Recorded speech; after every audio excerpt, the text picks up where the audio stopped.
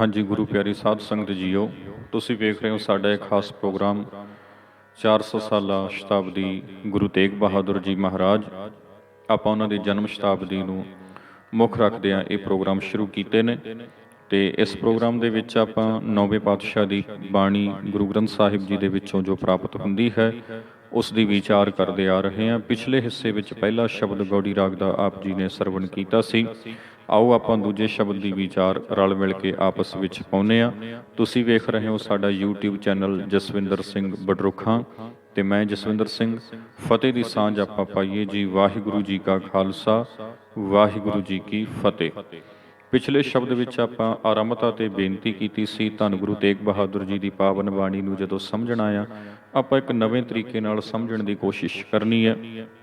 ਜਿਵੇਂ ਕਿ ਬਾਣੀ ਵਿੱਚ ਬੈਰਾਗਮਈ ਸੁਰ ਪ੍ਰਧਾਨ ਹੋਣ ਦੀ ਗੱਲ ਵੱਖ-ਵੱਖ ਲਿਖਾਰੀ ਵਿਦਵਾਨਾਂ ਨੇ ਆਖੀ, ਪਰ ਉਸ ਤੋਂ ਪਰੇ ਜਾ ਕੇ ਜਿਸ ਰੂਪ 'ਚ ਅਸੀਂ ਬਾਣੀ ਨੂੰ ਸਮਝਿਆ, ਕਿਉਂਕਿ ਮੈਂ ਆਪਣੇ ਮਨ 'ਚ ਇਹ ਮਨੌਤ ਲੈ ਕੇ ਚੱਲਿਆ ਸੀ ਬਈ ਜਿਸ ਬਾਣੀ ਨੂੰ ਪੜ੍ਹ ਕੇ ਗੁਰੂ ਗੋਬਿੰਦ ਸਿੰਘ ਸੱਚੇ ਪਾਤਸ਼ਾਹ ਜੈਸਾ ਸੂਰਵੀਰ ਯੋਧਾ ਮਰਦ ਅਗੰਮੜਾ ਪੈਦਾ ਹੋਇਆ ਹੈ ਨਾ, ਜਿਸ ਬਾਣੀ ਦੇ ਪਾਠ ਦੇ ਨਾਲ ਭਾਈ ਮਤੀ ਦਾਸ, ਭਾਈ ਸਤੀ ਦਾਸ, ਭਾਈ ਦਇਆਲਾ ਜੀ ਜੈਸੇ ਜੁਝਾਰੂ ਸ਼ਹੀਦ ਪੈਦਾ ਹੋਏ, ਕੇਵਲ ਉਸ ਬਾਣੀ ਅੰਦਰ ਕੇਵਲ ਵੈਰਾਗਮਈ ਸੁਰ ਪ੍ਰਧਾਨ ਨਹੀਂ ਹੋਏਗੀ, ਸੂਰਮਗਤੀ ਵਾਲੀ ਗੱਲ ਵੀ ਹੋਏਗੀ, ਕੋਈ ਉਹ ਵੀਰ ਰਸ ਵਾਲੀ ਗੱਲ ਵੀ ਹੋਏਗੀ। ਸੋ ਉਸ ਪੱਖ ਤੋਂ ਜਦੋਂ ਬਾਣੀ ਦਾ ਅਧਿਐਨ ਕੀਤਾ ਤਾਂ ਬੜੀਆਂ ਕਮਾਲ ਦੀਆਂ ਗੱਲਾਂ ਸਾਹਮਣੇ ਆਈਆਂ। ਸੋ ਮੈਂ ਕੋਸ਼ਿਸ਼ ਕਰਦਾ ਉਹ ਸਾਰੀ ਗੱਲਬਾਤ ਤੁਹਾਡੇ ਨਾਲ ਸਾਂਝੀ ਕਰਾਂ। ਪਹਿਲਾ ਸ਼ਬਦ ਆਪਾਂ ਸਾਂਝਾ ਕੀਤਾ ਆ, ਦੂਜੇ ਸ਼ਬਦ ਦਾ ਪਹਿਲਾਂ ਆਪਾਂ ਮੂਲ ਪਾਠ ਕਰਦੇ ਹਾਂ, ਉਚਾਰਨ ਸੇਧਾਂ ਲਵਾਂਗੇ ਤੇ ਫਿਰ ਆਪਾਂ ਇਸ ਦੀ ਵਿਆਖਿਆ ਕਰਾਂਗੇ। ਗੌੜੀ ਮਹਲਾ ਨੌਵਾਂ। ਸਾਧੋ ਰਚਨਾ ਰਾਮ ਬਨਾਈ, ਇੱਕ ਬਿਨਸੈ ਇੱਕ ਅਸਥਿਰ ਮਾਨੈ, ਅਚਰਜ ਲਖਿਓ ਨਾ ਜਾਈ ਰਹਾਉ। ਕਾਮ ਕ੍ਰੋਧ ਮੋਹ ਬਸ ਪ੍ਰਾਨੀ, ਹਰ ਮੂਰਤ ਬਿਸਰਾਈ, ਝੂਠਾ ਤਨ ਸਾਚਾ ਕਰ ਮਾਨਿਓ, ਜਿਉ ਸੁਪਨਾ ਰਹਿਨਾਈ। ਜੋ ਦੀਸੈ ਸੋ ਸਗਲ ਬਿਨਾਸੈ, ਜਿਉ ਬਾਦਰ ਕੀ ਛਾਈ, ਜਨ ਨਾਨਕ ਜਗ ਜਾਣਿਓ ਮਿਥਿਆ, ਰਹਿਓ ਰਾਮ ਸ਼ਰਨਾਈ। ਇਹ ਦੂਜਾ ਸ਼ਬਦ ਹੈ ਗੌੜੀ ਰਾਗ ਦੇ ਵਿੱਚ ਗੁਰੂ ਤੇਗ ਬਹਾਦਰ ਜੀ ਦਾ। ਸਾਧੋ ਵਿਸ਼ਰਾਮ ਦੇਣਾ ਹੈ ਇੱਥੇ, ਇੱਕ ਬਿਨਸੈ ਇੱਥੇ ਵਿਸ਼ਰਾਮ ਦੇਣਾ ਹੈ, ਇੱਕ ਅਸਥਿਰ ਮਨ ਹੈ ਇੱਥੇ ਵਿਸ਼ਰਾਮ ਦੇਣਾ ਆ। ਅਚਰਜ, ਇਹਨੂੰ ਅਚਰਜ ਨਹੀਂ ਪੜ੍ਹਨਾ। ਅਚਰਜ ਸ਼ਬਦ ਦਾ ਕੋਈ ਅਰਥ ਨਹੀਂ ਹੁੰਦਾ। ਅਚਰਜ ਦਾ ਅਰਥ ਹੁੰਦਾ ਅਸ਼ਚਰਜ, ਹੈਰਾਨ ਕਰਨ ਵਾਲਾ। ਅਚਰਜ ਲਖਿਓ ਨਾ ਜਾਈ, ਅਚਰਜ ਉੱਪਰ ਆਪਾਂ ਜੰਬਕੀ ਵਿਸ਼ਰਾਮ, ਅਰਧ ਵਿਸ਼ਰਾਮ ਦੇਣਾ ਆ। ਕਾਮ ਕ੍ਰੋਧ ਮੋਹ ਬਸ ਪ੍ਰਾਨੀ, ਕਾਮ ਕ੍ਰੋਧ ਮੋਹ ਇਹ ਤਿੰਨ ਨਾਮ ਨੇ, ਤਿੰਨਾਂ ਤੇ ਵਿਸ਼ਰਾਮ ਦੇ ਕੇ ਪੜ੍ਹਨਾ ਆ। ਕਾਮ ਕ੍ਰੋਧ ਮੋਹ ਬਸ ਪ੍ਰਾਨੀ, ਹਰ ਮੂਰਤ ਬਿਸਰਾਈ, ਝੂਠਾ ਤਨ ਇੱਥੇ ਜੰਬਕੀ ਹੈ। ਸਾਚਾ ਕਰ ਮਾਨਿਓ ਇੱਥੇ ਵਿਸ਼ਰਾਮ। ਜਿਉ ਸੁਪਨਾ ਰਹਿਨਾਈ, ਇਹਨੂੰ ਜਿਉ ਨਾ ਪੜਿਓ, ਜਿਉ ਭਾਵ ਜਿਸ ਤਰ੍ਹਾਂ। ਸੁਪਨਾ ਰਹਿਨਾਈ, ਜੋ ਦੀਸੈ ਜੰਬਕੀ। ਸੋ ਸਗਲ ਬਿਨਾਸੈ ਵਿਸ਼ਰਾਮ, ਜਿਉ ਬਾਦਰ ਕੀ ਛਾਈ। ਜਿਉ ਇੱਥੇ ਵੀ ਜਿਉ ਪੜ੍ਹਨਾ ਹੈ, ਨਸ ਕੀ। ਬਾਦਰ, ਇਹਨੂੰ ਬਾਂਦਰ ਨਹੀਂ ਪੜ੍ਹਨਾ, ਬਾਦਰ। ਬਾਦਰ ਦਾ ਅਰਥ ਬੱਦਲ, ਬੱਦਲ ਹੁੰਦੇ ਆ ਨਾ ਆਕਾਸ਼ ਵਿੱਚ, ਉਹਨਾਂ ਬੱਦਲਾਂ ਦੀ ਗੱਲ ਆ। ਜਿਉ ਬਾਦਰ ਕੀ ਛਾਈ, ਜਨ ਨਾਨਕ ਵਿਸ਼ਰਾਮ, ਜਗ ਜਾਣਿਓ ਮਿਥਿਆ ਵਿਸ਼ਰਾਮ, ਰਹਿਓ ਰਾਮ ਸ਼ਰਨਾਈ। ਇਹਨੂੰ ਸਰਨਾਈ ਨਾ ਪੜਿਓ, ਸ਼ਰਨਾਈ, ਸੱਸੇ ਪੈਰ ਬਿੰਦੀ ਲਾ ਕੇ, ਕਿਉਂਕਿ ਸ਼ਰਨ ਵਿੱਚ ਜਾਣ ਦੀ ਗੱਲ ਹੈ। ਸੋ ਇਸੇ ਉਚਾਰਨ ਦੇ ਸੰਬੰਧ ਵਿੱਚ ਬੇਨਤੀ ਸਮਝਦੇ ਆਪਾਂ ਇਸ ਸ਼ਬਦ ਨੂੰ। ਸਾਧੋ ਰਚਨਾ ਰਾਮ ਬਨਾਈ। ਹੇ ਭਾਈ, ਰਾਮ ਨੇ, ਪਰਮੇਸ਼ਰ ਨੇ, ਅਕਾਲ ਪੁਰਖ ਨੇ ਰਚਨਾ ਬਣਾਈ। ਆ ਰਚਨਾ ਬਣਾਈ ਆ, ਉਸ ਦੇ ਹੁਕਮ ਦੇ ਵਿੱਚ ਆ ਸਾਰੀ ਰਚਨਾ ਬਣੀ ਹੋਈ ਹੈ। ਇਹਦਾ ਕਰਤਾ, ਇਹਦਾ ਬਣਾਉਣ ਵਾਲਾ ਰੱਬ ਤੋਂ ਬਿਨਾਂ ਕਿਸੇ ਹੋਰ ਨੂੰ ਨਾ ਜਾਣੋ। ਇੱਕ ਪਰਮੇਸ਼ਰ, ਇੱਕ ਈਸ਼ਵਰ ਤੋਂ ਬਿਨਾਂ, ਅਕਾਲ ਪੁਰਖ ਤੋਂ ਬਿਨਾਂ ਕਿਸੇ ਹੋਰ ਨੂੰ ਰਚਨਾ ਦਾ ਕਰਤਾ ਨਹੀਂ ਮੰਨਣਾ। ਭਾਵੇਂ ਕੋਈ ਦੇਵੀ ਦੇਵਤਾ, ਭਾਵੇਂ ਕੋਈ ਪੈਗੰਬਰ, ਨਬੀ, ਔਲੀਆ, ਕੁਛ ਵੀ ਮੰਨੀ ਬੈਠੇ ਹੋ ਤੁਸੀਂ ਆਪਣੇ ਮਨ ਵਿੱਚ, ਉਸ ਨੂੰ ਰਚਨਾ ਦਾ ਕਰਤਾ ਨਹੀਂ ਮੰਨਣਾ। ਰਚਨਾ ਕਿਸ ਨੇ ਬਣਾਈ ਆ? ਪਰਮੇਸ਼ਰ ਨੇ। ਜਗ ਰਚਨਾ ਕਿਸ ਦੇ ਹੁਕਮ ਦੇ ਵਿੱਚ ਬਣੀ ਹੈ? ਅਕਾਲ ਪੁਰਖ ਦੇ ਹੁਕਮ ਦੇ ਵਿੱਚ। ਠੀਕ ਹੈ ਜੀ। ਰਚਨਾ ਰਾਮ ਬਣਾਈ, ਇਹ ਸਾਰੀ ਦੀ ਸਾਰੀ ਰਚਨਾ ਪਰਮੇਸ਼ਰ ਦੀ ਬਣਾਈ ਹੋਈ ਹੈ, ਰੱਬ ਦਾ ਬਣਾਇਆ ਹੋਇਆ ਇੱਕ ਖੇਡ ਤਮਾਸ਼ਾ ਆ। ਤੇ ਖੇਡ ਤਮਾਸ਼ੇ ਦੇ ਵਿੱਚ ਕੀ ਹੈ? ਇੱਕ ਬਿਨਸ ਹੈ, ਇੱਕ ਅਸਥਿਰ ਮਨ ਹੈ। ਇੱਕ ਕਈ ਤੇ ਇੱਥੇ ਬਿਨਸ ਰਹੇ ਨੇ, ਇਹਨੂੰ ਬਿਨਸਨਹਾਰ ਮੰਨਦੇ ਆ। ਇੱਕ ਅਸਥਿਰ ਮਨ ਹੈ ਤੇ ਕਈ ਇਹਨੂੰ ਸਥਿਰ ਮੰਨ ਕੇ ਬੈਠੇ ਹੋਏ ਨੇ। ਕਈ ਤੇ ਇਹੋ ਜਿਹੇ ਨੇ ਜਿਹੜੇ ਕਹਿੰਦੇ ਆ ਬਿਨਸ ਜਾਣਾ ਜੀ, ਸਭ ਕੁਝ ਖਤਮ ਹੋ ਜਾਣਾ ਜੀ, ਮੁੱਕ ਜਾਣਾ, ਕੋਈ ਕਿਸੇ ਦਾ ਨਹੀਂ, ਛੱਡੋ ਸਭ ਰਿਸ਼ਤੇ, ਛੱਡੋ ਸਾਰੇ ਖਿਆਲ, ਸਭ ਛੱਡ ਛੜਾ ਕੇ ਦੌੜ ਜਾਓ ਪਰੇ। ਕਿਤੇ ਉਹ ਨੇ। ਇੱਕ ਅਸਥਿਰ ਮਨ ਹੈ, ਇੱਕ ਇਹਨੂੰ ਸਥਿਰ ਮੰਨ ਕੇ ਬੈਠੇ ਹੋਏ ਨੇ। ਸਾਡੀ ਕੁਰਸੀ ਕੌਣ ਖੋਲੇਗਾ ਸਾਡੇ ਤੋਂ? ਅਸੀਂ ਜੇ ਮੰਦਰੂ ਨੇਤਾ ਹੁੰਨੇ ਆ, ਅਸੀਂ ਤੇ ਸਦੀਆਂ ਤੋਂ ਰਾਜ ਕਰਦੇ ਆ ਰਹੇ ਹਾਂ। ਸਾਡੀ ਤੇ ਪ੍ਰਧਾਨਤਾ ਆ ਜਗਤ ਵਿੱਚ, ਸਾਡੀ ਤੇ ਪਦਵੀ ਦੀ ਬਹੁਤ ਵੱਡੀ ਮਹਾਨਤਾ ਆ। ਅਸਥਿਰ ਮਨ ਹੈ, ਇੱਕ ਨੂੰ ਸਥਿਰ ਮੰਨੀ ਬੈਠੇ ਨੇ। ਅਚਰਜ ਲਖਿਓ ਨਾ ਜਾਈ। ਗੁਰੂ ਸਾਹਿਬ ਕਹਿੰਦੇ ਲੋਕਾਂ ਨੇ ਕਿਹੋ ਜਿਹੇ ਭਰਮ ਪਾਲ ਰੱਖੇ ਨੇ, ਇਹ ਬੜੀ ਹੈਰਾਨੀ ਦੀ ਗੱਲ ਆ। ਇਹ ਅਚਰਜ ਆ, ਬੜਾ ਅਚਰਜ ਹੁੰਦਾ, ਹੈਰਾਨੀ ਹੁੰਦੀ ਆ ਵੀ ਜਗਤ ਨੂੰ ਵੇਖ ਕੇ, ਜਗਤ ਰਚਨਾ ਨੂੰ ਵੇਖ ਕੇ ਕਿਹੋ ਜਿਹੀ ਵਿਚਾਰ ਲੋਕਾਂ ਨੇ ਆਪਣੇ ਮਨਾਂ ਵਿੱਚ ਪਾਲ ਰੱਖੀ ਆ। ਲਖਿਓ ਨਾ ਜਾਈ। ਤੇ ਜੋ ਹਕੀਕਤ ਆ ਉਹਨੂੰ ਲਖ ਨਹੀਂ ਰਹੇ, ਉਹਨੂੰ ਜਾਣ ਨਹੀਂ ਰਹੇ, ਉਹਨੂੰ ਸਮਝ ਨਹੀਂ ਰਹੇ। ਕਾਮ ਕ੍ਰੋਧ ਮੋਹ ਬਸ ਪ੍ਰਾਨੀ, ਉਹੀ ਗੱਲ ਜਿਹੜੀ ਪਹਿਲੇ ਸ਼ਬਦ ਵਿੱਚ ਆਪਾਂ ਕੀਤੀ ਸੀ। ਕਾਮ ਕ੍ਰੋਧ ਤੇ ਮੋਹ, ਇੱਥੇ ਮੋਹ ਆ ਗਿਆ। ਤੀਸਰੀ ਗੱਲ ਮੋਹ ਦੀ। ਮੋਹ ਕੀ ਹੈ ਜੀ? ਮੋਹ ਹੁੰਦਾ ਆ ਇੱਕ ਵਿਕਾਰ, ਤੇ ਇਹਦਾ ਪ੍ਰਗਟਾਵਾ ਕੀ ਹੁੰਦਾ ਵੀ ਇੱਕ ਮੈਂ ਆ, ਇੱਕ ਮੇਰਾ ਪਰਿਵਾਰ ਆ। ਤੇ ਜੇ ਮੈਂ ਹੁਣ ਕਥਾਕਾਰ ਆ, ਮੈਂ ਕਥਾ ਕਰਦਾ ਆ, ਤਾਂ ਮੇਰੇ ਤੋਂ ਪਿੱਛੋਂ ਮੇਰਾ ਭਰਾ ਜਾਂ ਮੇਰਾ ਕੋਈ ਧੀ ਪੁੱਤੇ ਕਥਾਵਾਚਕ ਬਣੇ, ਕਿਸੇ ਹੋਰ ਨੂੰ ਨਾ ਸਿਖਾਲਾਂ। ਮੈਂ ਕੀਰਤਨੀਆ ਵਾਂ ਤਾਂ ਮੇਰਾ ਪਰਿਵਾਰ ਹੀ ਅੱਗੇ ਤੁਰੇ। ਮੈਂ ਰਿਟਾਇਰ ਹੋ ਗਿਆ ਪਦਵੀ ਤੋਂ, ਤੇ ਅੱਗੇ ਗ੍ਰੰਥੀ, ਅੱਗੇ ਜਿਹੜੀ ਹੈ ਨੌਕਰੀ, ਉਹ ਮੇਰੇ ਪਰਿਵਾਰ 'ਚੋਂ ਹੀ ਮਿਲੇ ਕਿਸੇ ਨੂੰ। ਮੈਂ ਫਲਾਣੇ ਡਿਪਾਰਟਮੈਂਟ ਵਿੱਚ ਕੰਮ ਕਰਦਾ ਹਾਂ, ਗੌਰਮੈਂਟ ਜੋਬ ਆ ਮੇਰੇ ਕੋਲ, ਇੰਪਲੋਈ ਆ ਮੈਂ, ਤਾਂ ਮੇਰੇ ਤੋਂ ਪਿੱਛੋਂ ਮੇਰਾ ਹੀ ਕੋਈ ਅੱਗੇ ਪਰਿਵਾਰ ਦਾ ਜੀ ਜਾਵੇ।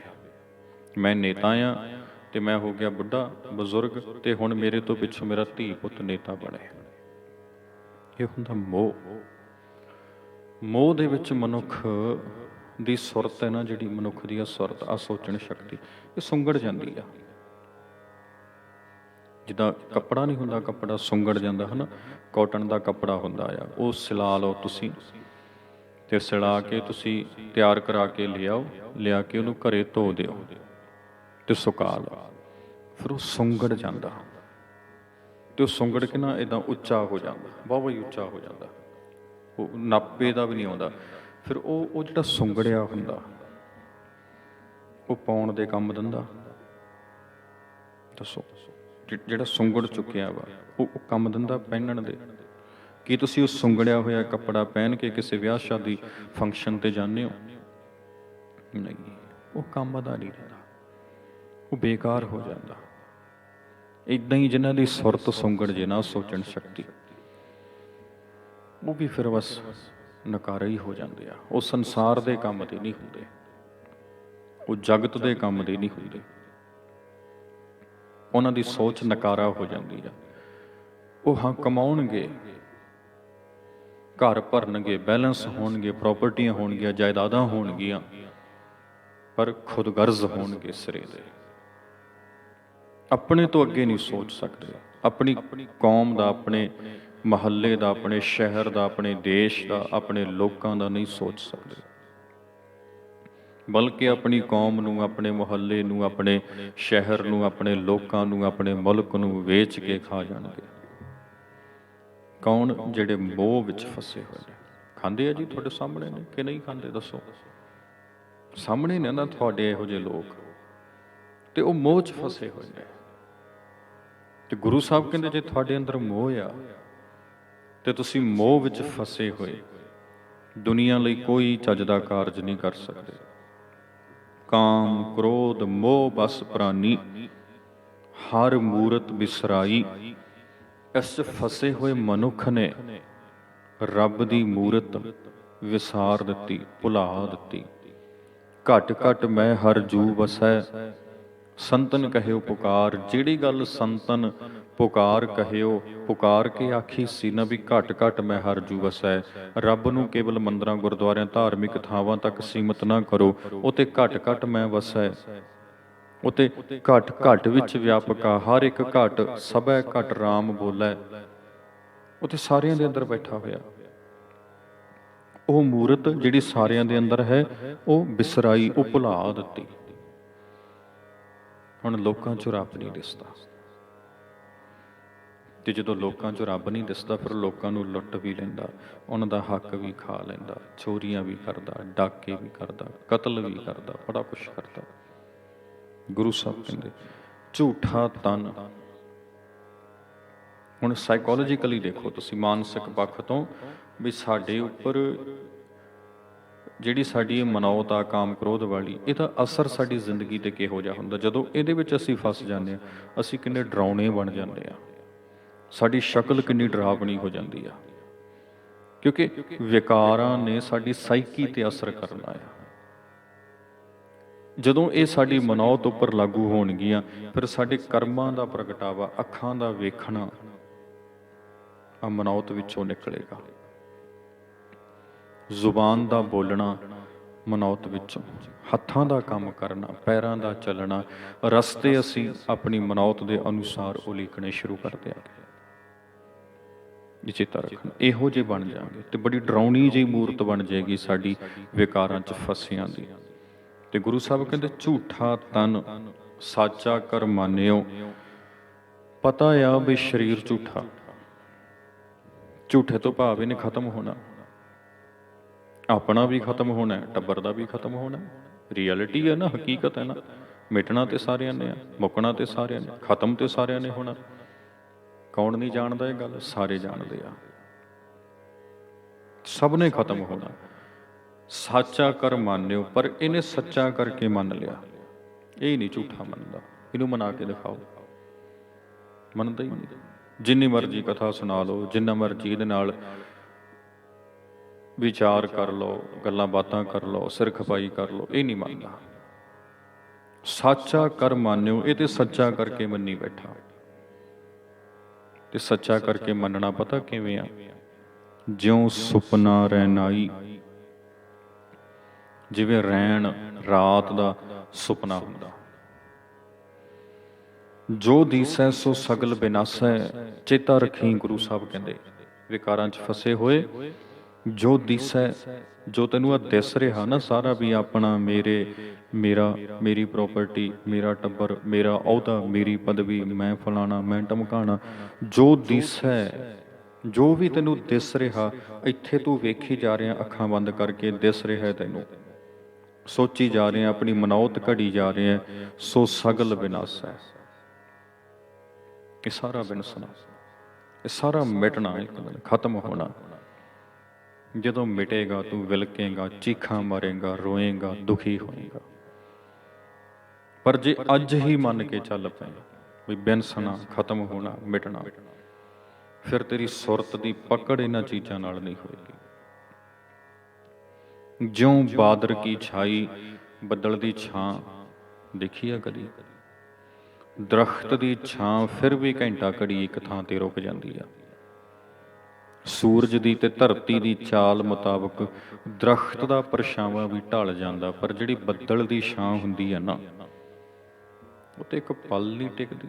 ਜਿਉਂ ਬਾਦਰ ਕੀ ਛਾਈ, ਬੱਦਲ ਦੀ ਛਾਂ ਹੁਣ ਇੱਥੇ ਆ ਤੇ ਹਵਾ ਨਾਲ ਪਤਾ ਨਹੀਂ ਇਹ ਬੱਦਲ ਕਿਹੜੇ ਪਾਸੇ ਜਾਏਗਾ, ਤੇ ਛਾਂ ਵੀ ਉੱਧਰ ਹੀ ਦੌੜ ਜਾਏਗੀ। ਜਿੱਦਾਂ ਬੱਦਲ ਦੀ ਛਾਂ ਸਥਿਰ ਨਹੀਂ ਹੁੰਦੀ, ਐਵੇਂ ਹੀ ਤੂੰ ਆਪਣੇ ਆਪ ਨੂੰ ਮੰਨ, ਐਵੇਂ ਹੀ ਤੂੰ ਜੋ ਖਿਆਲ ਬਣਾਈ ਬੈਠਾ ਹੈ ਆਪਣੇ ਮਨ ਵਿੱਚ ਦੁਨੀਆ ਪ੍ਰਤੀ, ਸੱਚਾ ਕਰਕੇ ਮੰਨੀ ਬੈਠਾ, ਤਨ ਨੂੰ, ਪਦਵੀਆਂ ਨੂੰ, ਪਦਾਰਥਾਂ ਨੂੰ, ਇਹਨਾਂ ਨੂੰ ਸਮਝ ਵੀ ਬੱਦਲ ਦੀ ਛਾਂ ਵਾਂਗ ਨੇ ਇਹ। ਅੱਛਾ, ਜਦੋਂ ਇੱਦਾਂ ਸਮਝੇਗਾ ਨਾ, ਫਿਰ ਕੀ ਹੋਏਗਾ? ਕਿਸੇ ਵੀ ਚੀਜ਼ ਉੱਪਰ ਤੂੰ ਹੰਕਾਰ ਨਹੀਂ ਕਰੇਗਾ, ਮਾਣ ਨਹੀਂ ਕਰੇਗਾ, ਕਿਉਂਕਿ ਪਤਾ ਆ ਅੱਜ ਲੋਕਾਂ ਨੇ ਚੁਣ ਕੇ ਤੈਨੂੰ ਆਗੂ ਬਣਾ ਦਿੱਤਾ, ਇੱਦਾਂ ਨਹੀਂ ਵੀ ਤੂੰ ਸੂਫ ਐਂ ਕਰਕੇ ਫੁੱਲੇ ਹੀ ਫਿਰੇ, ਨਹੀਂ, ਪਤਾ ਆ ਵੀ ਬਾਦਰ ਕੀ ਛਾਈ ਬੱਦਲ ਦੀ ਛਾਂ ਵਰਗਾ ਆ। ਇਹ ਤੇ ਪਤਾ ਨਹੀਂ ਅੱਜ ਲੋਕਾਂ ਨੇ ਇਕੱਠੇ ਹੋ ਕੇ ਆਗੂ ਬਣਾ ਦਿੱਤਾ, ਕੱਲ ਨੂੰ ਲੋਕ ਘਰੇ ਆ ਕੇ ਕਹਿ ਵੀ ਸਕਦੇ ਭਾਈ ਸਾਹਿਬ ਬੈਠੋ ਸਾਨੂੰ ਹੋਰ ਆਗੂ ਮਿਲ ਗਿਆ, ਫਿਰ ਕੀ ਕਰੇਗਾ? ਸਮਝ, ਜਿਉਂ ਬਾਦਰ ਕੀ ਛਾਈ, ਤੇ ਬੱਦਲ ਦੀ ਛਾਂ ਵਾਂਗ ਆ ਸਭ ਕੁਝ। ਜਦੋਂ ਮੰਨ ਲਿਆ ਨਾ, ਫਿਰ ਜੇ ਅੱਜ ਮਿਲ ਗਿਆ ਤਾਂ ਵੀ ਕੋਈ ਗੱਲ ਨਹੀਂ, ਨਹੀਂ ਮਿਲਿਆ ਤਾਂ ਵੀ ਕੋਈ ਗੱਲ ਨਹੀਂ। ਫਿਰ ਆ ਗਈ ਨਾ ਇੱਕ ਬੈਲੈਂਸਡ ਅਵਸਥਾ ਮਨ ਦੀ। ਜਦੋਂ ਸੁਪਨਾ ਰਹਿਣ ਆਈ, ਜਦੋਂ ਬਾਦਰ ਕੀ ਛਾਈ, ਏਦਾਂ ਰਾਤ ਦੇ ਸੁਪਨੇ ਵਾਂਗ ਤੇ ਬੱਦਲ ਦੀ ਛਾਂ ਵਾਂਗ ਸਮਝ ਲਿਆ, ਫਿਰ ਜੇ ਤੈਨੂੰ ਕੋਈ ਮਿਲਦਾ ਹੈ ਤਾਂ ਵੀ ਕੋਈ ਗੱਲ ਨਹੀਂ, ਜੇ ਵਿਛੜਦਾ ਤਾਂ ਵੀ ਕੋਈ ਗੱਲ ਨਹੀਂ। ਪਹਿਲਾਂ ਹੀ ਮੰਨ ਕੇ ਬੈਠਿਆ ਸੀ ਇਹ ਤੇ ਹੋਣਾ, ਇਹ ਤੇ ਵਿਛੋੜਾ ਪੈਣਾ, ਫਿਰ ਮਨ ਤੇ ਪ੍ਰੈਸ਼ਰ ਨਹੀਂ ਪਏਗਾ, ਫਿਰ ਇਹ ਡਿਪਰੈਸ਼ਨ ਵਿੱਚ ਨਹੀਂ ਜਾਏਗਾ। ਤੁਸੀਂ ਸੋਚਿਓ, ਕਿਸੇ ਨਾਲ ਨਾ ਕੋਈ ਹਾਦਸਾ ਵਾਪਰ ਜਾਏ ਜ਼ਿੰਦਗੀ 'ਚ, ਕੋਈ ਅਤੀ ਪਿਆਰਾ ਉਸ ਤੋਂ ਵਿਛੜ ਜਾਏ, ਸਦਾ ਲਈ ਵਿਛੜ ਜਾਏ, ਤੇ ਕਈਆਂ ਦੇ ਮਨ ਤੇ ਵਜ਼ਨ ਪੈ ਜਾਂਦਾ। ਗੁਰੂ ਗੋਬਿੰਦ ਸਿੰਘ ਜੀ ਮਾਂ, ਗੁਰੂ ਗੋਬਿੰਦ ਸਿੰਘ ਜੀ ਦੇ ਪਿਤਾ, ਗੁਰੂ ਗੋਬਿੰਦ ਸਿੰਘ ਜੀ ਦੇ ਪੁੱਤਰ, ਉਹਨਾਂ ਦੀ ਪਤਨੀ, ਸਭ ਦਾ ਵਿਛੋੜਾ ਪੈ ਗਿਆ ਸਦਾ ਲਈ। ਇੰਨੀ ਵੱਡੀ ਟ੍ਰੈਜਡੀ, ਇੰਨੇ ਵੱਡੇ ਹਾਦਸੇ ਨੂੰ ਗੁਰੂ ਗੋਬਿੰਦ ਸਿੰਘ ਜੀ ਚੱਲ ਜਾਂਦੇ ਆ ਤੇ ਇੱਕ ਕੌਮ ਦਾ ਨਿਰਮਾਣ ਕਰ ਦਿੰਦੇ ਆ। ਉਹ ਕਿਵੇਂ ਸੰਭਵ ਹੋ ਪਾਇਆ? ਜੇ ਉਹ ਤਕੜੇ ਨੇ, ਅਸੀਂ ਕਹਿੰਦੇ ਨੇ ਵੀ ਉਹ ਗੁਰੂ ਸਾਹਿਬ ਨੇ, ਉਹ ਤਾਂ ਤਕੜੇ ਨੇ ਭਾਈ, ਉਹ ਸਾਨੂੰ ਵੀ ਸਿੱਖਿਆ ਇਹੀ ਦੇ ਰਹੇ ਨੇ ਵੀ ਜਿਵੇਂ ਮੈਂ ਸਮਝਿਆ ਆਪਣੇ ਪਰਿਵਾਰ ਨੂੰ, ਸੰਸਾਰ ਨੂੰ, ਐਵੇਂ ਹੀ ਤੁਸੀਂ ਸਮਝੋ। ਇਹਦੇ ਪ੍ਰਤੀ ਜੋ ਫਰਜ਼ ਨੇ ਉਹਨਾਂ ਤੋਂ ਨਾ ਭੱਜੋ। ਗੁਰੂ ਸਾਹਿਬ ਆਪਣੇ ਫਰਜ਼ਾਂ ਤੋਂ ਨਹੀਂ ਦੌੜੇ, ਗੁਰੂ ਸਾਹਿਬ ਨੇ ਪਰਿਵਾਰ ਪ੍ਰਤੀ, ਨਿਆਣਿਆਂ ਪ੍ਰਤੀ ਜੋ ਫਰਜ਼ ਸਨ ਉਹ ਨਿਭਾਏ, ਪਰ ਮੋਹ ਦੀ ਤੰਦ ਵਿੱਚ ਨਹੀਂ ਬੱਝੇ। ਗੁਰੂ ਨਾਨਕ ਮਹਾਰਾਜ ਜੀ ਦਾ ਮੋਹ ਦਾ ਤਿਆਗ ਵੇਖੋ। ਜਦੋਂ ਫਿਰ ਆਈ ਘਰ ਅੰਗਦ ਹੈ, ਜਦੋਂ ਉਹਨਾਂ ਨੇ ਬਾਬਾ ਲਹਿਣਾ ਜੀ ਨੂੰ ਅੰਗਦ ਸਥਾਪਿਤ ਕੀਤਾ, ਲੋਕਾਂ ਪੁੱਛਿਆ ਹੋਣਾ ਨਾ, ਪਾਤਸ਼ਾਹ ਤੁਹਾਡੇ 2 ਪੁੱਤਰ ਨੇ, ਕਿਸੇ ਇੱਕ ਨੂੰ ਬਿਠਾ ਦਿੰਦੇ, ਕਿਸੇ ਇੱਕ ਨੂੰ ਬਿਠਾ ਦੇਣਾ ਸੀ। ਤੇ ਗੁਰੂ ਨਾਨਕ ਜੀ ਮਹਾਰਾਜ ਕਹਿੰਦੇ ਨਹੀਂ, ਜਿਸ ਥਾਂ ਤੇ ਬਿਠਾਲਣਾ ਨਾ, ਜਿਹੜੀ ਜ਼ਿੰਮੇਵਾਰੀ ਦੇਣੀ ਆ, ਉਹਦੇ ਯੋਗ ਮੇਰੇ ਨਹੀਂ, ਲਹਿਣਾ ਜੀ ਉਹਦੇ ਯੋਗ। ਤੇ ਇਸ ਗੱਲ ਲਈ ਗੁਰੂ ਨਾਨਕ ਜੀ ਨੂੰ ਕੋਈ ਨਾਮੋਸ਼ੀ ਨਹੀਂ ਆ ਨਾ, ਇਹ ਇਸ ਗੱਲ ਨੂੰ ਲੈ ਕੇ ਉਹ ਡਿਪਰੈਸ਼ਨ ਵਿੱਚ ਨਹੀਂ ਗਏ। ਇੱਦਾਂ ਹੀ ਗੁਰੂ ਅੰਗਦ ਸਾਹਿਬ, ਕਈ ਲੋਕੀ ਤੇ ਕਹਿੰਦੇ ਜੀ ਮੈਂ ਨਿਆਣੇ ਤੇ ਐਕਸਪੈਕਟ ਕੀਤਾ ਸੀ, ਮੈਂ ਇੱਛਾ ਲਾਈ ਸੀ ਬਈ ਇਹ ਕਲਾਸ ਵਿੱਚੋਂ ਇਹਨੇ ਨਾਨ ਮੈਡੀਕਲ ਲਈ, ਇਹਨੇ ਮੈਡੀਕਲ ਲਈ, ਇਹ 99% ਦੀ ਸਕੋਰ ਕਰੇਗਾ, ਇਹਦੇ ਇੰਨੇ ਮਾਰਕਸ ਆਉਣਗੇ, ਫਸਟ ਆਏਗਾ, ਸੈਕਿੰਡ ਆਏਗਾ, ਇਹ ਨਹੀਂ ਆਇਆ, ਮੈਨੂੰ ਤੇ ਬੜਾ ਧੱਕਾ ਲੱਗਿਆ, ਮੈਨੂੰ ਤੇ ਹਰਟ ਫੀਲ ਹੋਇਆ। ਕਿਉਂ? ਠੀਕ ਆ, ਸਾਡੀਆਂ ਕੁਝ ਖੁਆਇਸ਼ਾਂ ਹੁੰਦੀਆਂ ਨੇ, ਸਾਡੀਆਂ ਐਕਸਪੈਕਟੇਸ਼ਨਸ ਹੁੰਦੀਆਂ ਵਾ, ਪਰ ਉਹ ਇੰਨੀਆਂ ਨਾ ਬਣਾ ਕੇ ਰੱਖੋ ਦੂਜਿਆਂ ਤੋਂ ਆਪਣੇ ਲਈ ਵੀ ਜੇ ਨਹੀਂ ਪੂਰੀਆਂ ਹੁੰਦੀਆਂ ਤਾਂ ਤੁਸੀਂ ਟੁੱਟ ਜਾਓ। ਠੀਕ ਹੈ, ਤੁਹਾਡਾ ਨਹੀਂ ਪੂਰੀਆਂ ਕਰ ਸਕਿਆ, ਕਿਸੇ ਦੇ ਨੇ ਤੇ ਕੀਤੀ ਆ ਨਾ। ਤੁਹਾਡਾ ਬੱਚਾ ਪਹਿਲੇ ਨੰਬਰ ਤੇ ਨਹੀਂ ਆ ਸਕਿਆ, ਕਿਸੇ ਦਾ ਤਾਂ ਆਇਆ ਨਾ। ਕੋਈ ਤਾਂ ਕਿਸੇ ਨੇ ਤੇ ਸਕੋਰ ਕੀਤਾ ਨਾ, ਉਹਦੇ ਲਈ ਖੁਸ਼ੀ ਮਨਾ ਲਓ ਤੇ ਆਪਣੇ ਨੂੰ ਹੋਰ ਤਿਆਰ ਕਰੋ। ਖਿਜੋ ਨਾ, ਆਪਣੇ ਆਪ ਤੇ ਦੁਖੀ ਨਾ ਹੋਵੋ, ਸਮਝੋ ਸਾਰੇ ਵਰਤਾਰੇ ਨੂੰ। ਹੁਣ ਦੇਖੋ ਕਿੱਡੀ ਟੈਕਨੀਕਲੀ ਗੱਲ ਸਾਨੂੰ ਗੁਰੂ ਸਾਹਿਬ ਸਮਝਾ ਰਹੇ ਨੇ, ਤੇ ਕਿੱਡਾ ਵੱਡਾ ਨੁਕਤਾ ਸਾਨੂੰ ਇਸ ਸ਼ਬਦ ਵਿੱਚੋਂ ਗੁਰੂ ਸਾਹਿਬ ਦੇ ਰਹੇ ਨੇ। ਜੋ ਦੀਸੈ ਸੋ ਸਗਲ ਬਿਨਾਸੈ, ਜਿਉਂ ਬਾਦਰ ਕੀ ਛਾਈ, ਜਿਵੇਂ ਬੱਦਲ ਦੀ ਛਾਂ ਆ, ਇਹਨੂੰ ਏਦਾਂ ਸਮਝ, ਐਵੇਂ ਸਮਝ ਕੇ ਚੱਲੇਗਾ ਨਾ ਤਾਂ ਸੁਖੀ ਰਹੇਗਾ ਜ਼ਿੰਦਗੀ 'ਚ। ਸੁੱਖ ਤੇ ਦੁੱਖ ਤੇਰੇ ਨੇੜੇ ਨਹੀਂ ਆਉਣੇ।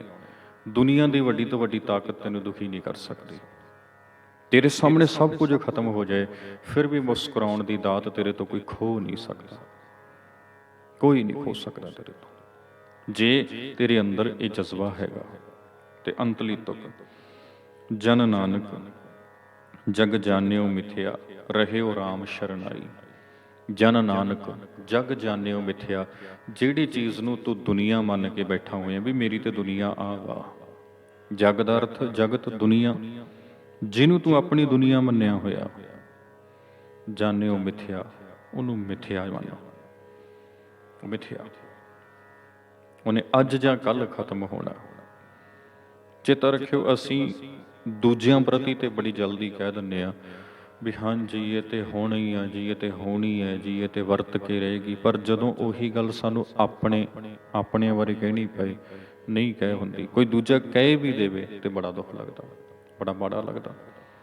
ਪਰ ਹਕੀਕਤ ਇਹੀ ਹੈ ਵੀ ਰਹਿਣ ਨਾ ਕੋਊ ਪਈ ਹੈ ਰੇ। ਜਦੋਂ ਰਹਿਣ ਨਾ ਕੋਊ ਪਈ ਹੈ ਰੇ, ਜਦੋਂ ਰਹਿਣਾ ਹੀ ਕਿਸੇ ਨੇ ਨਹੀਂ, ਭਾਵੇਂ ਉਹ ਮੈਂ ਆ ਭਾਵੇਂ ਉਹ ਕੋਈ ਵੀ ਆ, ਜਾਣਿਓ ਮਿਥਿਆ, ਜਿਸ ਨੂੰ ਦੁਨੀਆ ਸਮਝਿਆ ਉਹਨੂੰ ਮਿਥਿਆ ਮੰਨ।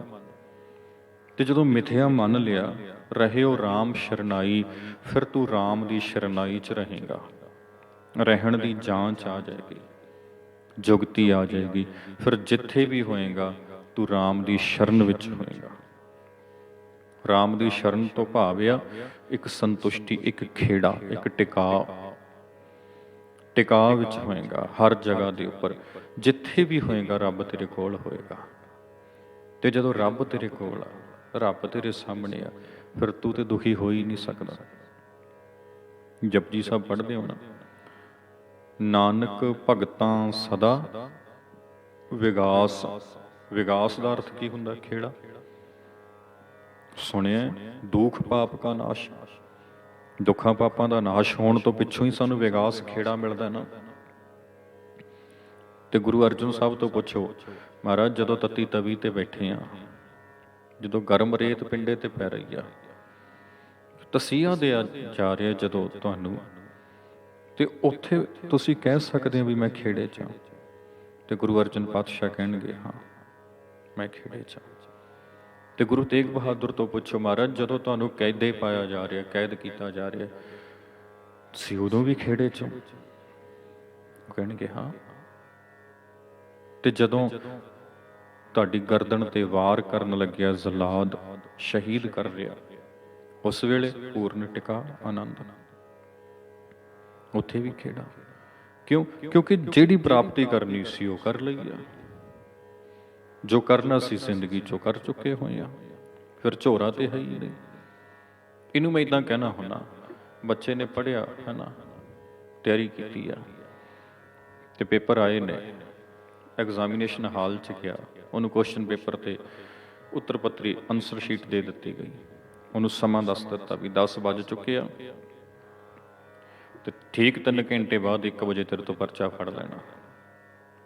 ਤੇ ਜਦ ਉਹਨੇ ਪੂਰਾ ਪਰਚਾ ਹੱਲ ਕਰ ਲਿਆ ਨਾ, ਉਹ ਬੇਸ਼ੱਕ 2 ਘੰਟਿਆਂ 'ਚ ਕਰੇ, ਭਾਵੇਂ 2.5 ਘੰਟਿਆਂ 'ਚ ਕਰੇ, ਉਹ ਸਾਰੇ ਨੂੰ ਚੈੱਕ ਕਰਕੇ ਹੱਲ ਕਰਕੇ ਆਰਾਮ ਨਾਲ ਬੈਠ ਜਾਂਦਾ। ਤੇ ਫਿਰ ਆਖਦਾ ਵੀ ਟੀਚਰ ਜੀ ਮੇਰਾ ਪਰਚਾ ਹੱਲਿਆ ਤੇ ਆ ਤੁਸੀਂ ਲੈ ਸਕਦੇ। ਤੇ ਉਹ ਆਖੇ ਭਾਈ ਹਲੇ 1 ਘੰਟਾ ਪਿਆ, ਕੋਈ ਗੱਲ ਨਹੀਂ 1 ਘੰਟਾ ਪਿਆ, ਪਰ ਮੈਂ ਤੇ ਮੁਕਾ ਚੁੱਕਿਆ ਨਾ। ਜੇ ਤੁਸੀਂ ਮੇਰੇ ਤੋਂ ਹੁਣ ਪਰਚਾ ਫੜ ਵੀ ਲਓਗੇ ਤੇ ਮੈਨੂੰ ਕੋਈ ਸੋਗ ਨਹੀਂ ਹੋਏਗਾ, ਕਿਉਂਕਿ ਮੈਂ ਕਰ ਚੁੱਕਿਆ, ਮੁਕਾਈ ਬੈਠਾ ਮੈਂ। ਤੇ ਗੁਰੂ ਤੇਗ ਬਹਾਦਰ ਮਹਾਰਾਜ, ਗੁਰੂ ਅਰਜਨ ਸੱਚੇ ਪਾਤਸ਼ਾਹ, ਸਿੱਖਾਂ ਦੇ ਹੋਰ ਸ਼ਹੀਦ ਜਿੰਨੇ ਵੀ ਨੇ, ਜਦੋਂ ਉਹਨਾਂ ਤੋਂ ਪੁੱਛੋਗੇ ਵੀ ਬੰਦਾ ਸਿੰਘ ਜੀ ਬਹਾਦਰ ਮਹਾਰਾਜ, ਬਾਬਾ ਬੰਦਾ ਸਿੰਘ ਜੀ ਬਹਾਦਰ, ਉਹਨਾਂ ਨੂੰ ਪੁੱਛੋਗੇ ਜਦੋਂ ਵੀ ਤੁਹਾਨੂੰ ਸ਼ਹੀਦ ਕੀਤਾ ਜਾ ਰਿਹਾ ਤੇ ਤੁਸੀਂ ਉਸ ਵੇਲੇ ਕਿਸ ਅਵਸਥਾ 'ਚੋਂ, ਉਹ ਕਹਿਣਗੇ ਖੇੜੇ 'ਚ, ਸਕੂਨ 'ਚ, ਟਿਕਾ 'ਚ, ਕਿਉਂਕਿ ਜੋ ਕਰਨਾ ਸੀ ਉਸ ਤੋਂ ਵੱਧ ਕੇ ਕਰ ਲਿਆ, ਹੁਣ ਤੇ ਭਾਵੇਂ ਜੋ ਮਰਜ਼ੀ ਕਰ ਲੈਣ। ਸੋ ਉਹ ਜਿਹੜੀ ਟਿਕਾ ਦੀ ਅਵਸਥਾ ਹੁੰਦੀ ਹੈ ਨਾ, ਉਹ ਤੁਹਾਨੂੰ ਤੁਹਾਡੀ ਮੰਜ਼ਿਲ ਦੇ ਵਿੱਚੋਂ ਨਿਕਲਦੀ ਹੈ, ਮੰਜ਼ਿਲ ਦੀ ਪ੍ਰਾਪਤੀ ਵਿੱਚੋਂ ਨਿਕਲਦੀ ਹੈ। ਇਸ ਲਈ ਸਭ ਤੋਂ ਜ਼ਰੂਰੀ ਗੱਲ ਇਹ ਹੈ, ਆਪਣੀ ਜ਼ਿੰਦਗੀ 'ਚ ਸਭ ਤੋਂ ਪਹਿਲਾਂ ਮੰਜ਼ਿਲ ਮਿੱਥੋ, ਤੁਸੀਂ ਪਹੁੰਚਣਾ ਕਿੱਥੇ ਆ, ਉਸ ਤੋਂ ਬਾਅਦ ਵਿੱਚ ਉਸ ਦੀ ਪ੍ਰਾਪਤੀ ਦਾ ਮਾਰਗ ਬਣਾਓ ਇੱਕ, ਵੀ ਇਸ ਰਸਤੇ ਤੋਂ ਚੱਲ ਕੇ ਮੈਂ ਇੱਥੇ ਪਹੁੰਚ ਸਕਦਾ ਹਾਂ। ਤੇ ਜਦੋਂ ਤੁਸੀਂ ਇੱਕ ਵਾਰ ਆਪਣੇ ਮਿੱਥੇ ਨਿਸ਼ਾਨੇ ਤੇ ਪਹੁੰਚ ਗਏ, ਫਿਰ ਕੁਛ ਵੀ ਹੁੰਦਾ ਰਹੇ, ਫਿਰ ਪਰਵਾਹ ਨਹੀਂ। ਸੋ ਮੰਜ਼ਿਲਾਂ ਨਿੱਕੀਆਂ ਨਿੱਕੀਆਂ ਨਾ ਹੋਣ, ਮੰਜ਼ਿਲ ਵੱਡੀ ਹੋਵੇ, ਮੰਜ਼ਿਲ ਕੌਮੀ ਪੱਖ ਤੋਂ ਹੋਵੇ, ਮੰਜ਼ਿਲ ਜਿਹੜੀ ਹੈਗੀ ਆ ਉਹ ਸਮੂਹਿਕ ਪੱਖ ਤੋਂ ਹੋਵੇ। ਸਮੁੱਚਤਾ ਨੂੰ ਧਿਆਨ ਵਿੱਚ ਰੱਖ ਕੇ ਅਸੀਂ ਆਪਣੀ ਮੰਜ਼ਿਲ ਨੂੰ ਤੈਅ ਕਰਨਾ ਹੈ, ਤੇ ਫਿਰ ਅਸੀਂ ਉਸ ਤੇ ਪਹੁੰਚਣ ਦਾ ਯਤਨ ਕਰਨਾ ਹੈ। ਸੋ ਇਹ ਬੜੀ ਗਹਿਰੀ ਸਿੱਖਿਆ, ਜਿੰਨੀ ਵਾਰੀ ਵਿਚਾਰੋਗੇ ਨਾ ਸ਼ਬਦ ਗੁਰੂ ਤੇਗ ਬਹਾਦਰ ਜੀ ਦਾ, ਉਨੀ ਵਾਰੀ ਤੁਹਾਨੂੰ ਬੜੀ ਗਹਿਰੀ ਸਿੱਖਿਆ ਪ੍ਰਾਪਤ ਹੋਏਗੀ। ਸੋ ਆਪਾਂ ਇਹਨੂੰ ਸਾਂਝਾ ਕੀਤਾ ਆ। ਇਸ ਤੋਂ ਅੱਗੇ ਤੀਜਾ ਸ਼ਬਦ ਆਪਾਂ ਅਗਲੇ ਹਿੱਸੇ ਵਿੱਚ ਸਾਂਝਾ ਕਰਾਂਗੇ। ਇਸੇ ਤਰ੍ਹਾਂ ਤੁਸੀਂ ਜੁੜੇ ਰਹੋ ਸਾਡੇ ਨਾਲ YouTube ਚੈਨਲ ਜਸਵਿੰਦਰ ਸਿੰਘ ਬਟਰੁੱਖਾਂ ਦੇ ਉੱਪਰ। ਪ੍ਰੋਗਰਾਮ 400 ਸਾਲਾ ਪ੍ਰਕਾਸ਼ ਪੁਰਬ ਸ੍ਰੀ ਗੁਰੂ ਤੇਗ ਬਹਾਦਰ ਮਹਾਰਾਜ ਉਹ ਆਪਾਂ ਸਾਰੇ ਸਾਂਝਾ ਕਰ ਰਹੇ ਹਾਂ, ਤੁਸੀਂ ਵੇਖ ਰਹੇ ਹੋ। ਸੋ ਫਿਲਹਾਲ ਆਪਾਂ ਬੇਨਤੀ ਨੂੰ ਇੱਥੇ ਸੰਕੋਚਦੇ ਹਾਂ। ਅਗਲਾ ਸ਼ਬਦ ਅਗਲੇ ਹਿੱਸੇ ਵਿੱਚ ਆਪਾਂ ਸਾਂਝਾ ਕਰਾਂਗੇ ਜੀ। ਤਦ ਤੱਕ ਲਈ ਵਾਹਿਗੁਰੂ ਜੀ ਕਾ ਖਾਲਸਾ, ਵਾਹਿਗੁਰੂ ਜੀ ਕੀ ਫਤਿਹ।